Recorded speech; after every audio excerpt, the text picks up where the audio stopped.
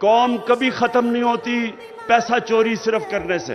कौमें फिर ठीक हो जाती हैं, पैसा फिर बना लेती है, लेकिन कौम तब तबाह होती है जब चोरी को बुरा नहीं समझा जाता। जब एक कौम की अखलाकियात खत्म होती है, कौम खत्म हो जाती है। मौलाना रूमी ने किसी ने पूछा कि कौम कैसे मरती है। मौलाना रूमी ने कहा, जब वो कौम, उन्होंने दो दरख्तों की मिसाल दी, एक खुशबूदार दरख्त और एक बदसूरत। कहता जब इनमें फर्क खत्म कर देती है, अच्छे बुरे की तमीज खत्म करती है, कौम मर जाती है। नबी सल्लल्लाहु अलैहि वसल्लम ने जो मदीना की रियासत बनाई थी, उसकी बुनियाद रखी थी अच्छे को अच्छा कहो और बदी को खत्म करो, अच्छे को अमर बिन मारूफ। बड़ा कुरान की आयत कि हमारे ऊपर फर्ज कर दिया कि अच्छे को अच्छा कहो, बुरे को बुरा कहो। जब तक एक कौम की अखलाकियात कायम रहती है, वो कौम को कोई खत्म नहीं कर सकता।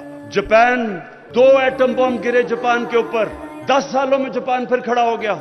एटम बॉम्ब भी तबाह नहीं कर सका क्योंकि उनकी अखलाकियात कायम थी। मदीना की रियासत की बुनियाद अखलाकियात पे हमारे नबी सल्लल्लाहु अलैहि वसल्लम ने रखी थी। उसके बाद खुशहाली आई थी।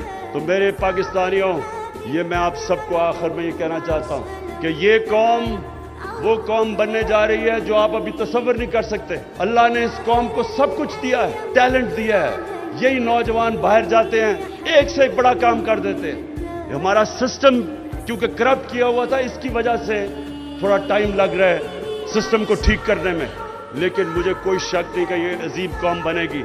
लेकिन एक चीज मैं ये भी जो आखिर में आपको कहा कि ये भी मेरे ज़हन में है कि कभी भी जब तक हम अपने अखलाकियत, हम अपने मॉरल स्टैंडर्ड्स ऊपर नहीं उठाएंगे, हम वो उधर नहीं पहुंच सकते जिधर हमें पहुंचना चाहिए। इसलिए मैंने रहमतुल्लिल आलमीन अथॉरिटी बनाई है। और इसका मकसद क्या है कि नबी सल्लल्लाहु अलैहि वसल्लम की जिंदगी से, उनकी सीरत से सीख के, उनके कैरेक्टर को अपनी जिंदगियों पे, उस पे अमल करें हम, यानी अपनी जिंदगी में लेके आए। हम आशिक रसूल हैं सब, हम उनसे प्यार करते हैं, लेकिन जो उनकी सीरत है वो अपनी जिंदगी पे लागू नहीं करते।